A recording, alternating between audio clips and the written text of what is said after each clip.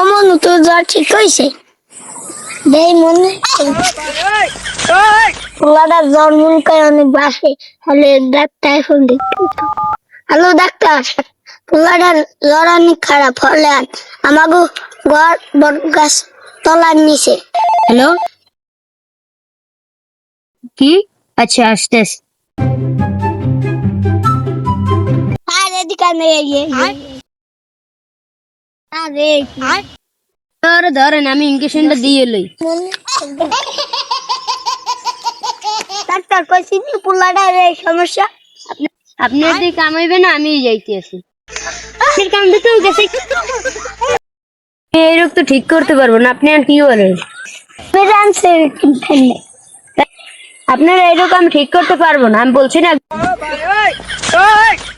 हे प्रभु हे Hari Ram Krishna